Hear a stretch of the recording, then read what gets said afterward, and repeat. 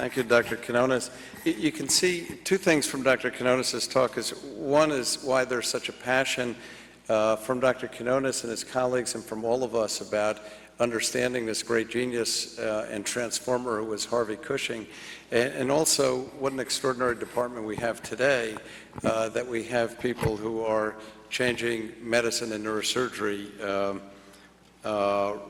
regularly and in an evolutionary kind of way.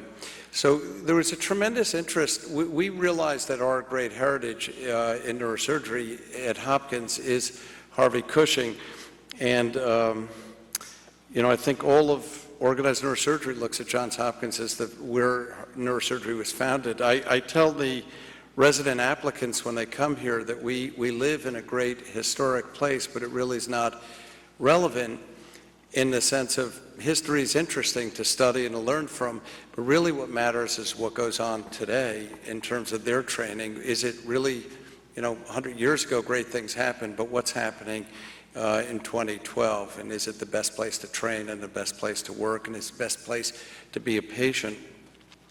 So we think that it is, and we think that the current faculty would make Harvey Cushing very proud, just as we're very proud to come from his heritage. We really spent a lot of time thinking about establishing a Harvey Cushing Lectureship and visiting Professorship. And we thought that, again, it's this great privilege that we have that we're so connected to Harvey Cushing, his family, who established the Harvey Cushing Chair, which I have the privilege of being the second incumbent to. Donald Long was the inaugural Harvey Cushing professor. And since we bask in his light so much, we really thought a great deal about establishing this professorship. And Dr. Quinones was one of the people who kept really pushing, why don't we get this rolling and going? How can we not have a Harvey Cushing visiting lectureship? So once we, you know, and after meeting with Amanda Burden, who's the deputy mayor of New York City, who works with Mr. Bloomberg, about our interest in doing this, and we decided to move forward. And then came this great responsibility: is who would we choose to really inaugurate this professorship? Who would be the person who could stand for the spirit of changing medicine and really transforming mankind through neurosurgery? And I asked everyone in the department, I asked the Dandy, you know, Alumni Association, we surveyed to say, who would you nominate? Who would be the best person to kick off this professorship that would really represent the spirit and the accomplishments of Harvey Cushing?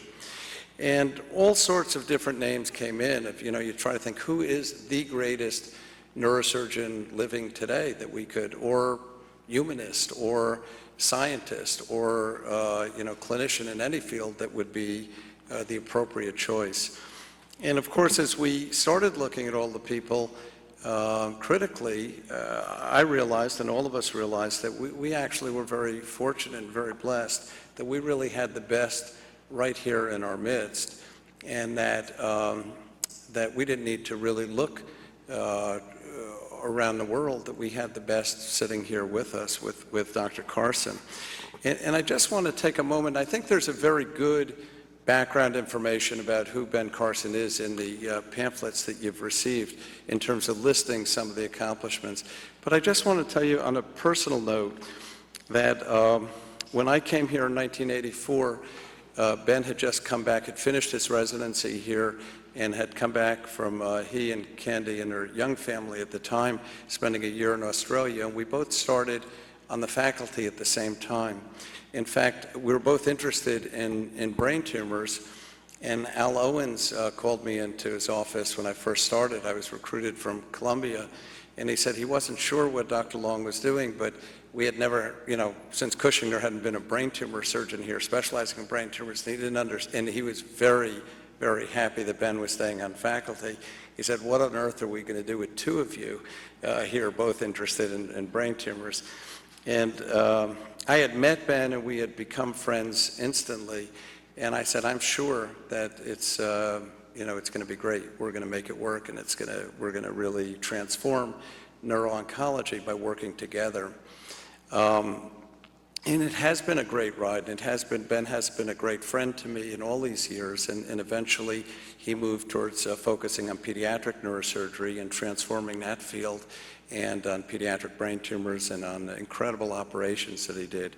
And I respected him enormously as a surgeon and as a colleague and as a friend, and as someone that we could talk about patients together and figure out what the best course would be. And I got to know him very well as a surgeon.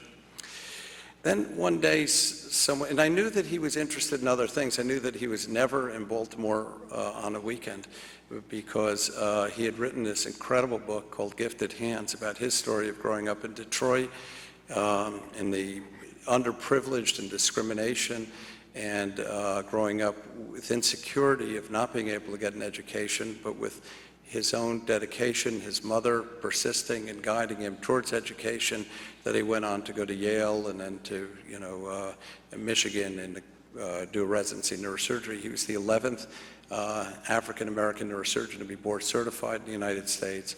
And with Gifted Hands, his biography has inspired millions of people, and we hear about that. It's a mandatory reading requirement in the city of Baltimore. It's really had an incredible transformative impact on children, seeing that they can do the impossible. They can overcome their backgrounds, and they can do anything that they set their minds to. And he set up the Carson Scholar Foundation and started saying that education should be focused on not just sports and not just other ways of sort of fast-tracking to success, but through education one could overcome discrimination and poor backgrounds. So I knew all of that, but then someone told me, you need to watch on C-SPAN, which I'm not a regular viewer of C-SPAN, the prayer breakfast at the joint session of Congress, and that Ben gave it that year. President Clinton was in the White House, and there was sort of a bootleg copy of it passing around the department. So I went home and I watched it, and I was simply stunned to see the other Ben Carson that I had never seen as a friend and as a co-worker in the operating room and at Hopkins. And that was how, in a joint session of Congress, he spoke about his vision for America, his vision for education, and it wasn't the same guy that we sort of worked with. It was this incredibly inspiring, dynamic, person, and he got a standing ovation 10, 15 minutes after he spoke, and I jumped out of my seat at home watching it and sent it to all family members and friends to see, like, wow. And I was trying to think, who is this Ben Carson? Who is this person who I never would have seen that side of, because there was never any special treatment that Ben asked for at Hopkins, except for people covering for him when he was running all over the country doing good things. President Clinton, who's a phenomenal speaker, got up to speak after Ben Carson, and after that rousing reception from a joint session of Congress, the Supreme Court, everyone else, who were truly moved, you could see by his speech. And President Clinton he was flustered. He said that he wanted to thank all the heads of state and the congressmen and everyone for coming, but he said he really would like to know who put him on the program following Dr. Carson, because he said he just didn't know what to do. He managed to get through, but in fact, it was a denouement. I had the privilege of joining the Carsons at the 2006 Springard Medal, which was the highest award given by the NAACP, where there were thousands of members of the NAACP in Washington. And I was amazed by what reverence Dr. Carson is held in the African-American community, and how important his model has been, and how important what he does day to day, his work, his mundane work with us, how important it was to the rest of the world who was watching. I also was very impressed that he didn't hesitate to criticize organized groups that were giving him honors and just tell it as he saw it, and to say there are things they were doing right and there are things they were doing wrong, and to share his vision. And he, again, had a rousing standing ovation. I was also very privileged to go to the White House and meet the President of the United States when Ben was given the Presidential Medal of Freedom by President Bush, which is the highest honor given to a citizen of the United States. And so on and so forth. There's so many great honors and great events. But most of all, I would say that Dr. Carson has changed neurosurgery, has changed medicine, has changed education in the United States. He's been a wonderful friend, a wonderful teacher in this department, and he's really thought about why we're doing what we're doing, and given us all inspiration and excitement about the day-to-day work. And I would say that one of the greatest privileges of being faculty member and now being chairman of this department is being able to walk side by side with Dr. Carson and many, many, many of the faculty members who are here who daily take on incredible challenges, as you saw Cushing do, who face death in their patients and yet think clearly, give the best possible medicine, and are constantly looking to improve on that. So it's, for me, a great, great honor to introduce our newly minted grandfather and to have him give this inaugural lecture. Thank you very much.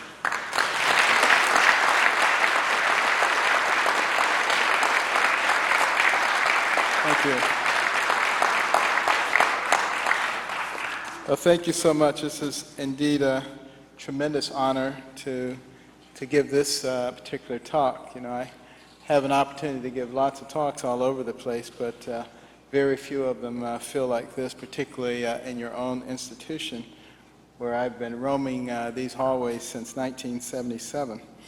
And I particularly want to thank you, Henry, for inviting me to give this talk. Henry's the Harvey Cushing professor and should be giving this talk himself, but was gracious enough to ask me to do this. And I've known Henry now for 3 decades, and he's one of the wisest people ever that I've ever met. And to the extent that some years ago, before he became chairman, and he was thinking about leaving and going somewhere else, I was going to go with him. So it gives you some idea of how important he has been in my life. And the other person who really has played a huge role in my neurosurgical training is Dr. Donlin Long, because as a resident, watching him approach things in a fearless way. It really didn't matter what it was, he would just say, well, we can take care of that. And, I just, sort of inculcated that, and got to the point where I started believing that maybe you could take care of just about everything. Now, why neurosurgery? Why did I decide to become a neurosurgeon? Well, I always wanted to be a doctor of some type. And initially, it was a missionary doctor, because I would hear all the stories in church, Sabbath school, about these missionary doctors who would go all over the world, great personal sacrifice, bring not only physical but mental and spiritual healing to people. I said, it's the most noble thing a person can do. And that was my goal from the time I was 8 years old until I was 13, at which time, having grown up in dire poverty, I decided I'd rather be rich. So at that point, neurosurgery was out and psychiatry was in. Now, I didn't know any psychiatrists, but on TV they seemed like very rich people. They drove Jaguars, had these big fancy mansions, big plush offices, and all they had to do was talk to crazy people all day. And it seemed like I was doing that anyway, so I said, this is going to work out extremely well. And, I started reading Psychology Today. I was the local shrink in high school. Everybody brought me their problems. I would stroke my chin, say, tell me about your mama. And then I majored in psychology in college. I did advanced psych in medical school. And I was gung-ho. I was going to be the greatest psychiatrist in the world. And then I started meeting a bunch of psychiatrists. Need I say more? No, I just kidding. Some of my best friends are psychiatrists. But what I discovered pretty quickly was what psychiatrists did on television and what they did in real life were two completely different things. They're actually some of the more intellectual members of the medical community and people that I greatly admire, but it just wasn't what I wanted to do. And I had to stop and ask myself, what are you really, really good at? Because I believe everybody is particularly good at something, special gifts and talents that God has given them. And I started thinking back over my life, and I realized I had a lot of eye-hand coordination and the ability to think in 3 dimensions. I was a very careful person, never knocked things over and said, oops. It's a good characteristic for a brain surgeon, by the way. And I love to dissect things. And I said, you would be a terrific neurosurgeon. And it was a strange choice, many people thought, because at that time there had only ever been 8 black neurosurgeons in the world. And when I declared that that's what I wanted to do, some people thought it was pretty strange. But, you know, the people at the University of Michigan, Dr. Snyder, Dr. Tarrin, Dr. McGillicuddy, they all thought, absolutely, you should do this. And it seemed like a very, very natural thing for me to do. Well, interestingly enough, how did I end up coming to Johns Hopkins? Because getting into the neurosurgery residency at Hopkins is an extraordinarily difficult thing. And back in those days, they only took 2 people a year out of 125 applicants. So how did you get to be one of those 2 people? Well, it turns out when I was in high school, I had sort of gone astray, become a horrible student because of the peer pressure, but I got back on the right track. And I was an A student again. And I wanted to be a contestant on my favorite TV program, GE College Ball. Anybody remember GE College Ball? Yeah, there are a few old people here. You know, I love GE College Ball. It came on every Sunday, 6 o'clock. They pitted 2 colleges against each other, asked questions, science, math, history, geography, virtually everything. And I was gung-ho. I was going to be on it. The problem was they also asked questions about classical music and classical art. Now, at Southwestern High School in inner city Detroit, if you said something about Van Gogh, they would have said, put gas in it, the van will go. I mean, they would have had no idea what you were talking about. So, you know, I had to make an executive decision to learn all these things on my own. I would get on the bus, go downtown to the Detroit Institute of Arts, day after day, week after week, month after month, roam through those galleries until I knew every picture, who painted them when they were born, what period it represented, listening to my portable radio, Bach, Telemann, Mozart. Kids in Detroit thought I was nuts. A black kid in Motown listening to Mozart? And I tried to convince people the Mo in Motown was for Mozart, but nobody was buying that. And I even decided which college to attend based on that program, because I had enough money to apply to 1 college. And I said, I'm going to apply to the college that wins the grand championship in college ball. Well, the grand championship that year was between Harvard and Yale. And Yale just demolished Harvard. So I didn't want to go to school with a bunch of dummies, so I applied to Yale.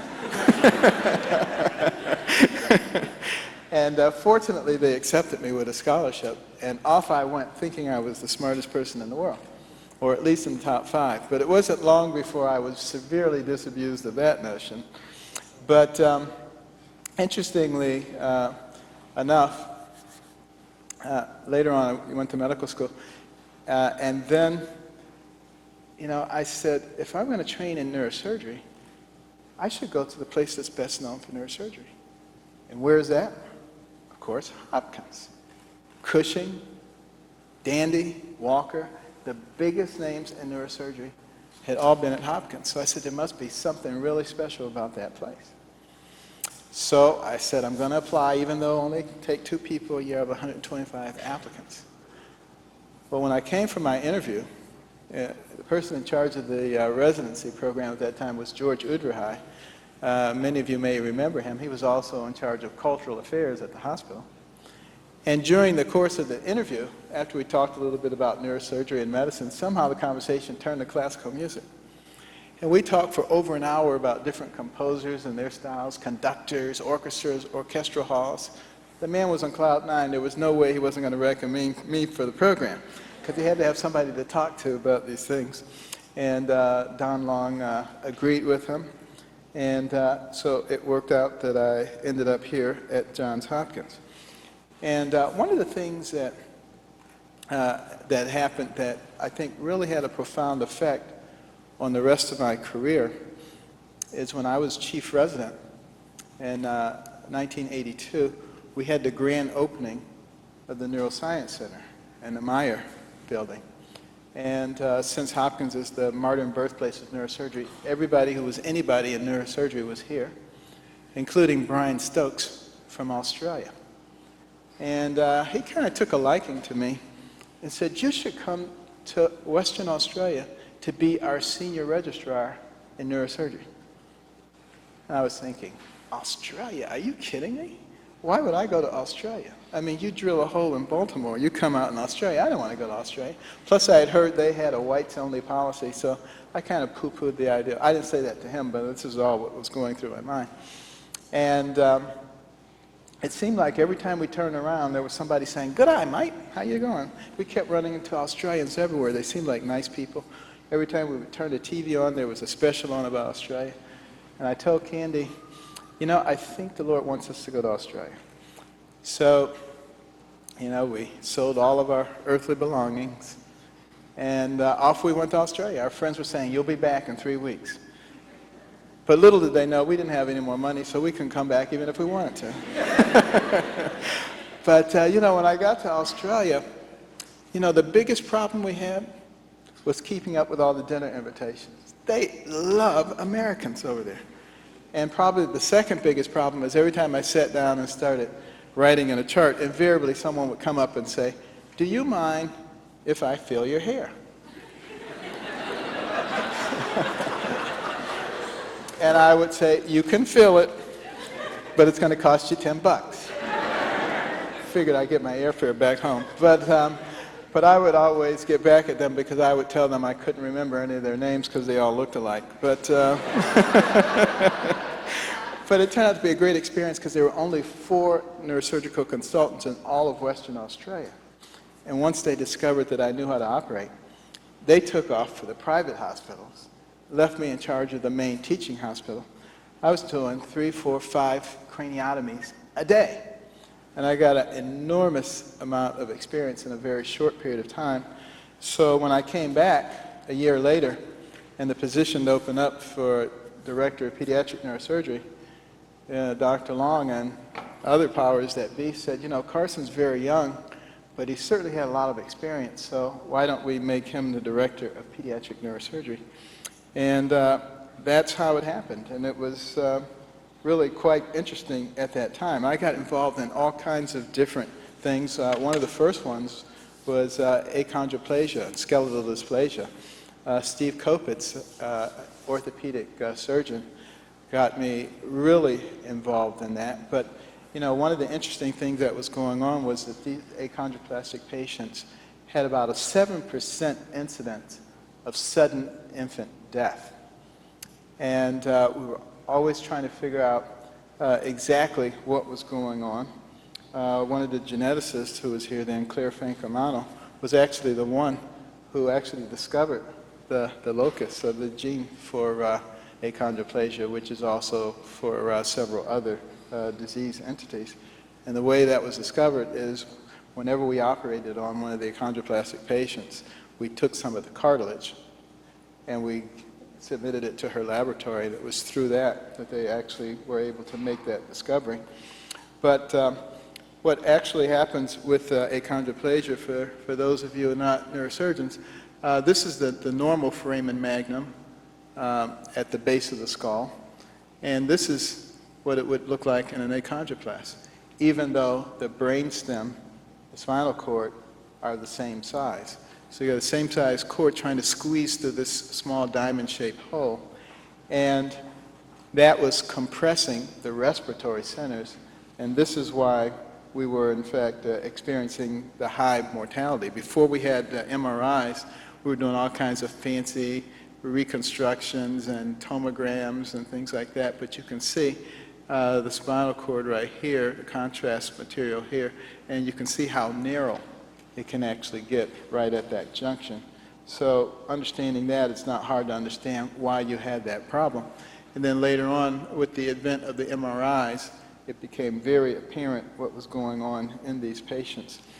And it was interesting because in 1986, I went to the first international conference on human achondroplasia in Rome. And interestingly enough, it was well attended by geneticists and neurologists, neurosurgeons from all over the world. And I was advocating surgery.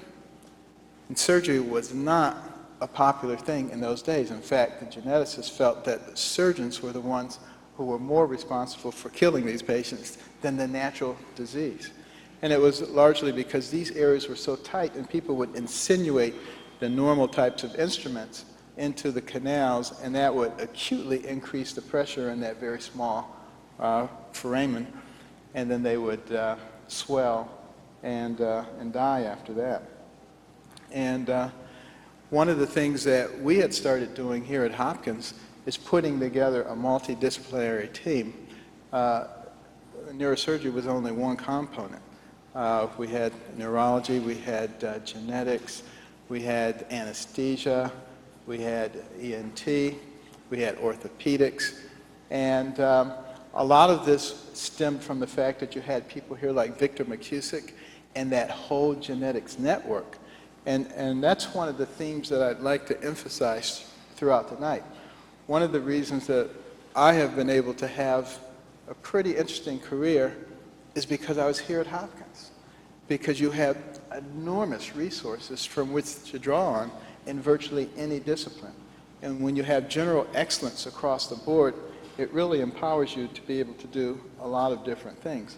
So, you know, we really started advocating, instead of putting instruments under the bone, using high-speed drills and just drilling the bone away until it was very, very thin like a potato chip, chipping it off, taking off the membrane. And by doing that, we didn't cause an increased morbidity. And when I presented that at Rome, there was outrage. And, you know, many people, I mean, I thought they were going to hang me or something. But, you know, over the course of time, this has become standard in virtually every place around the world now. And it's been very, very gratifying to watch that happen. Some other interesting things happened to me while I was in Rome. I was mugged for the first time when I was there. Now, that would seem strange, growing up in Detroit and in inner city Boston and getting through all of that. And, you know, there I am in Rome, walking down the street, and Sumio Uematsu, we were going to go out and get something to eat. And these gypsy girls, you know, and they surround you. And I knew they were up to no good, and I was saying, get away, whatever you got, I don't want it. And they got Sumio, and they got all of his money. And I was saying, oh, poor Sumio. I said, don't worry, I'll buy lunch for you. And I reached into my pocket to get my traveler's checks. They were gone. And I'm like, airline tickets were gone. They are really good. They're really good. And, you know, I went to the police, and I said, well, you know, help.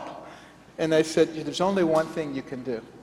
They said, what you have to do is you have to grab one of them, and you twist their arm. And then the other ones will bring back whatever they took.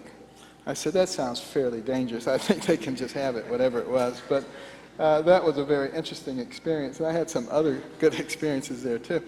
But we also started recognizing that a lot of the people with achondroplasia ended up in wheelchairs. And of course, that was because they had tremendous spinal stenosis. And, you know, in a normal spinal canal, you know, it actually widens from the lumbal to the sacral region, but in the achondroplast, it narrows. It gets extremely narrow at the lumbal-sacral junctions. And as a result of that, they can end up with incredible stenosis. And for a long time, people were not doing anything about that because they just felt that it was a natural progression. And that was something, again, that was really advocated and pushed both on the adult and the pediatric side here at Johns Hopkins. And on the pediatric side, one of the things we discovered is that about 50 to 60% of the patients a few years later would have additional problems.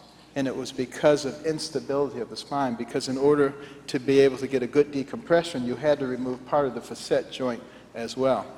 So now we fuse virtually all of those patients. And I think, we've written a number of papers about that, and that has now become the standard way of treating them. And it's very gratifying to see that most people with achondroplasia, if they're in the hands of a good multidisciplinary group, now have the possibility of leading long and relatively normal lives. And the same is true for many of the other types of skeletal dysplasia. And of course, Hopkins remains right at the forefront in treating all of those kinds of diseases. As far as the craniofacial program, and I should point out that when I became director of pediatric neurosurgery, I was pediatric neurosurgery and had to deal with virtually everything. And there weren't all the usual programs that you find, so we had to be in the process of developing those.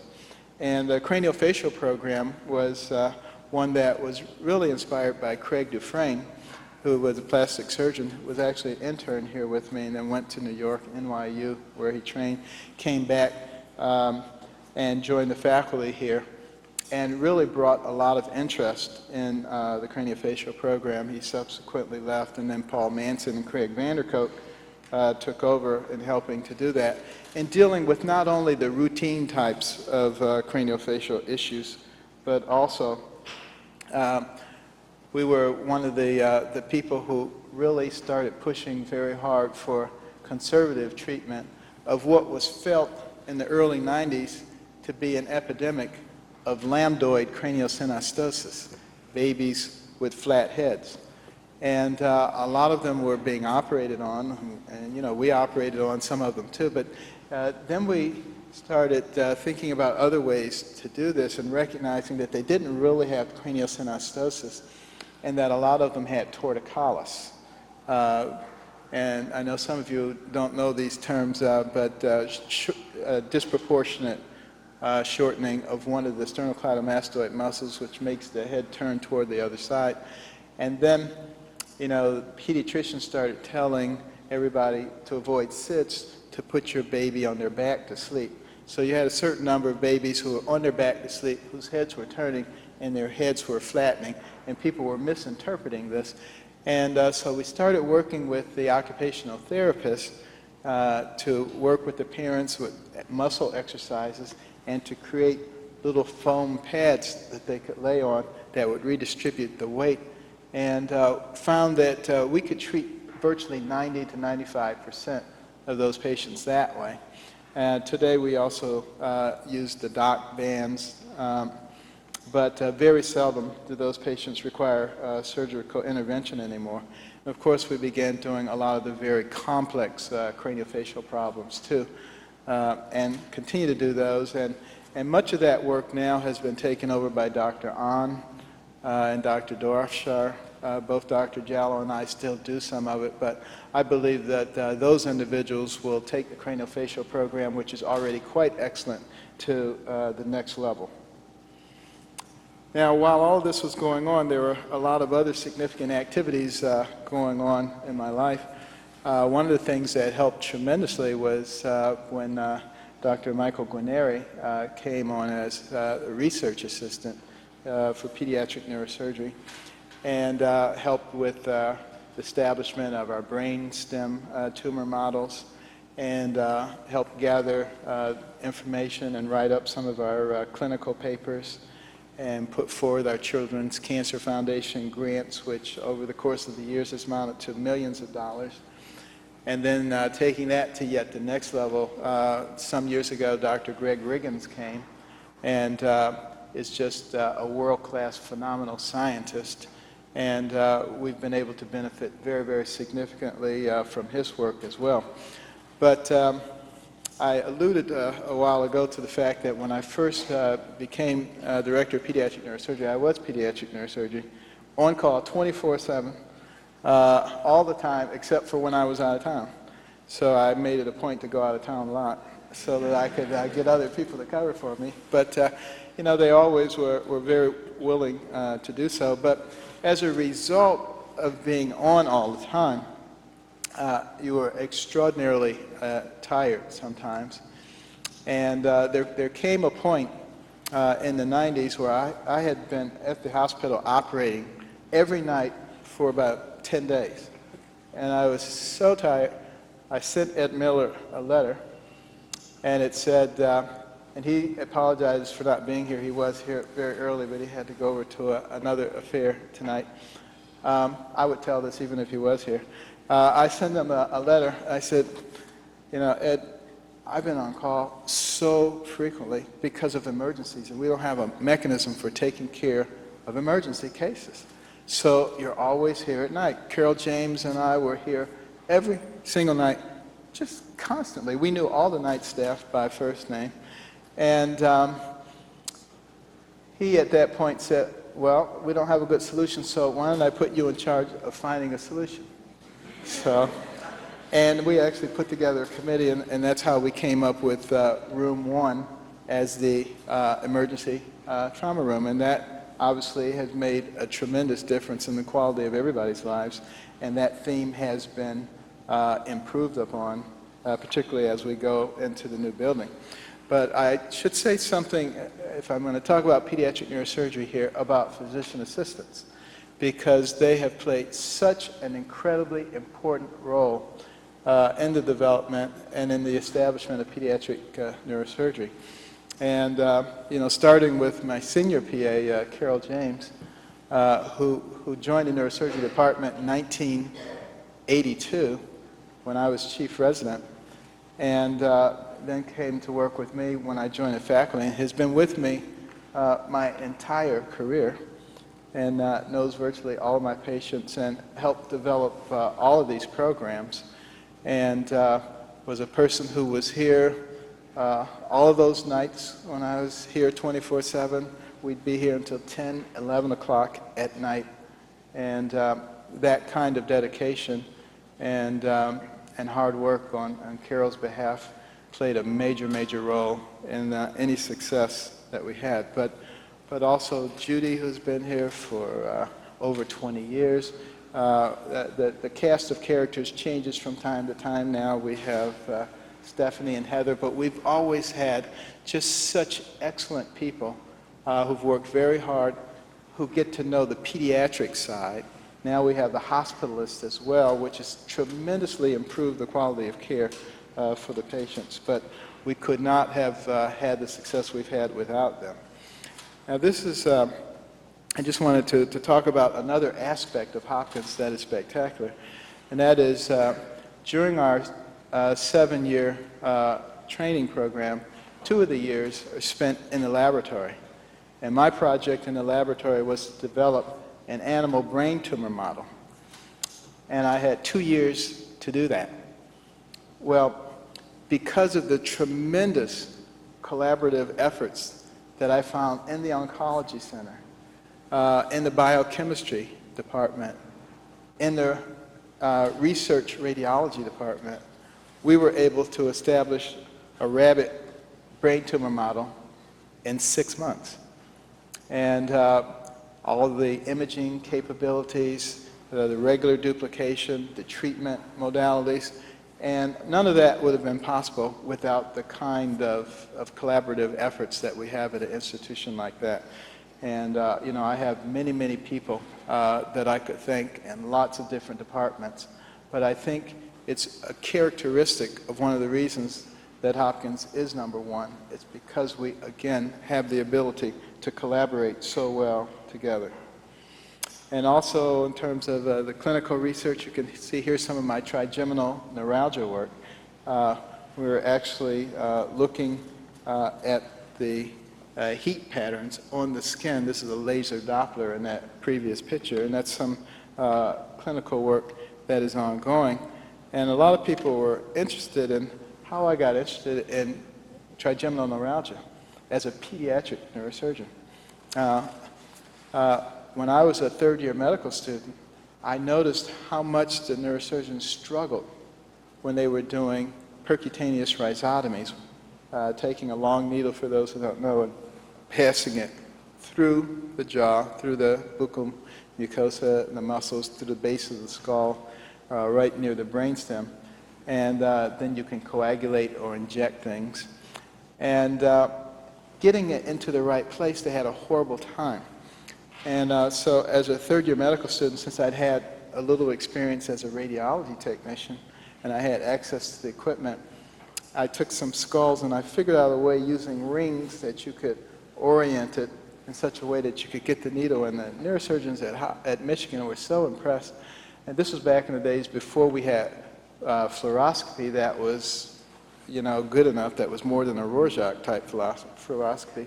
So it really made a big difference. Now you can actually see things, so you don't need something like that. But it really kind of followed me from that point on. So when I joined faculty here, Carol and I started really becoming very interested in trigeminal neuralgia. Now it formulates a very large part of our practice.